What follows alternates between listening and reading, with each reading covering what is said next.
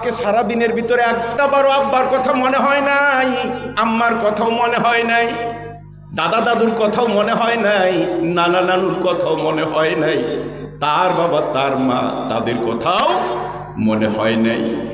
এমন একটা দিন আসবে আপনি আমি চিরদিনের মতো হারিয়ে যাব, আপনার আমার কথাও কেউ স্মরণ করবে। আরেকটু জোরে কর, আরেকটু জোরে। ডানে মাটি বামে মাটি, সামনে মাটি পেছনে মাটি, মাটির বিছানা, ওই ঘরের মধ্যে আপনি আমাকে একলা একলা শোয়াইয়া কয়েকটা বাঁশ ফালাইয়া বাঁশের চাটাই বিছাইয়া কয়েক মন মাটি চাপা দিয়ে চিরদিনের মতো চলে আসবে। কেউ আমার সঙ্গী হবে না। আব্বার সঙ্গী হই নাই, আম্মারও সঙ্গী হই নাই, আমারও সঙ্গী কেউ হবে না। দুনিয়াতে বিপদ আপদ মুসিবতের মধ্যে পড়লে কত মানুষ আগে আসে। আপনার আমার গুনার কারণে যদি মাওলার জাহান্নামের আযাব শুরু হইয়া যায়, আমার আপনার কি উপায় হবে? মা নাই, বাবা নাই, স্ত্রীও নাই, স্বামীও নাই, সন্তানও নাই, দল নাই, নেতা নাই, নেত্রী নাই। ওই কবরে আমি একলা একলা কেমনে থাকবো? এই জন্য ভাইরা বেশি বেশি করে এই 4টা ঔষধ যদি আমল করতে পারেন, কলবের ময়লা দূর হয়ে যাবে। আল্লাহ আমাদেরকে কলবকে পরিশুদ্ধ করবার তৌফিক দান করুক, বলেন আমিন। আর একটু জোরে বলেন আল্লাহুম্মা আমিন। তাহলে বলতেছিলাম যে কলবের ময়লা পরিষ্কার করার 1 নম্বর ঔষধ কি বলছি বলেন? যে কোনো একজন আল্লাহওয়ালার কাছে যাওয়া। বলেন বলেন, যে কোনো একজন, কথা বুঝেন নাই, যে কোনো একজন আল্লাহওয়ালার কাছে যাওয়া। আল্লাহওয়ালার কাছে যাওয়ার পর আল্লাহওয়ালারা কয়টা ঔষধ দেয়? 4টা। 1 নম্বর ঔষধ হলো বেশি বেশি কার নামের জিকির। চলতে ফিরতে উঠতে বসতে সব সময় কার নামের জিকির। হাতে করবে হাতের কাজ, পায়ে করবে পায়ের কাজ, জবানের ভিতরে সব সময় চালু রাখে আল্লাহ আল্লাহ আল্লাহ আল্লাহ আল্লাহ আল্লাহ, লা ইলাহা ইল্লাল্লাহ। বলেন লা ইলাহা ইল্লাল্লাহ, লা ইলাহা ইল্লাল্লাহ, লা ইলাহা ইল্লাল্লাহু মুহাম্মাদুর রাসূলুল্লাহ। একটা ঔষধ বলে দেয়। ঔষধটা হইল আল্লাহ আল্লাহ জিকির করে যারা, তাদের কলব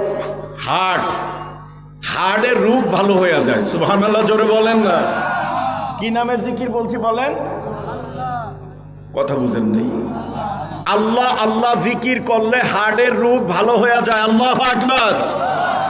এটা আমার কথা না, একটা খালি আপনাদেরকে নগদ ধরাইয়া দিয়ে যাইতেছি, যেহেতু ঘোষণা হয়ে গেছে বয়ান আর নাই, বয়ান শর্টে। আল্লাহ আল্লাহ জিকিরের মাধ্যমে যে হার্টের রূপ ভালো হয়, এই ব্যাপারে একটা ঘটনা বলতেছি আপনাদেরকে।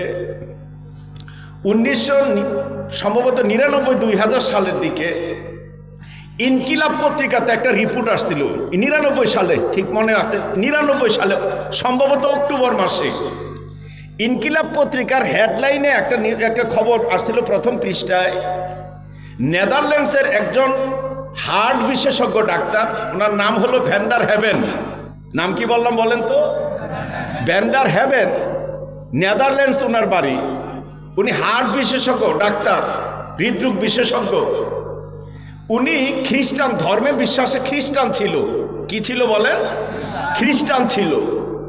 তো উনি এই আল্লাহ আল্লাহ শব্দের নিয়ে গবেষণা করতে করতে একসময় তিনি একটা প্রকল্প চালু করলেন, প্রজেক্ট।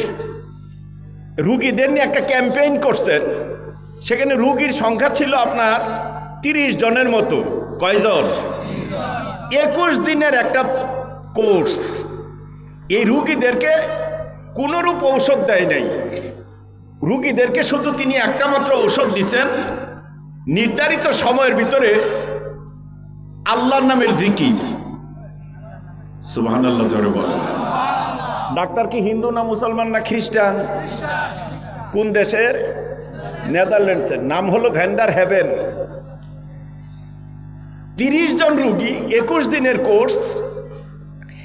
যেই দিন রুগী উনি বিদায় দিলেন, সমস্ত রুগীদেরকে বিদায় দিয়ে দিলেন, ওই দিন দেখা গেল প্রায় 24 জন রুগী সুস্থ,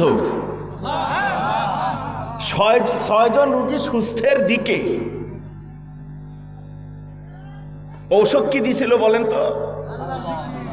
আরেকটু জোরে কর। কেমনে করলো? শুনেন শুনেন শুনেন। আল্লাহর নামের জিকিরের মাধ্যমে হার্টের রোগ ভালো হয়।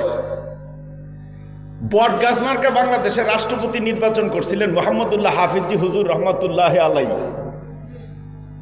ওনার ইন্তেকালের আগে যখন ওনার হার্টটা পরীক্ষা করা হয়েছিল, হার্টের সুস্থতা এত যে ছোট্ট বাচ্চা জন্ম নিলে তার হার্ট যেমন সুস্থ সবল, মোহাম্মদুল্লাহ হাফিজি হুজুর রহমতুল্লাহ আলাইয়ের কলবটা ওরকম সুস্থ সবল। সুবহানাল্লাহ জোরে বলেন। আল্লাহ আল্লাহ আল্লাহ জিকিরের মধ্যে হার্টের রোগ ভালো হয়, এটা আবার কিভাবে? আপনারা দেখবেন, আপনাদের হয়েছে কিনা এরকম, রোগী স্ট্রোক করার পরে তারা হাসপাতালে নিয়ে যাওয়ার পরে, আমি দেখছি আমার এক ভগ্নিপতি স্ট্রোক করছিল, তারা হাসপাতালে নিয়ে গেছে। নিয়ে যাওয়ার পরে সিটের উপরে শোয়াইয়া দেখি তাকরা জোয়ান একটা লোক বুকের মধ্যে এইভাবে চাপতেছে। কি কথা বুঝতেছেন তো? কি করতেছে? শক্ত শক্ত চাপ দিতেছে। আমার একটু কষ্ট লাগছে, ভাই করেন কি না? আমার ধমক দিয়ে বলে, ভাই আপনি বেরিয়ে যান। তাই চিকিৎসার ব্যাপারটা আমরা বুঝি, আপনি বুঝবেন না।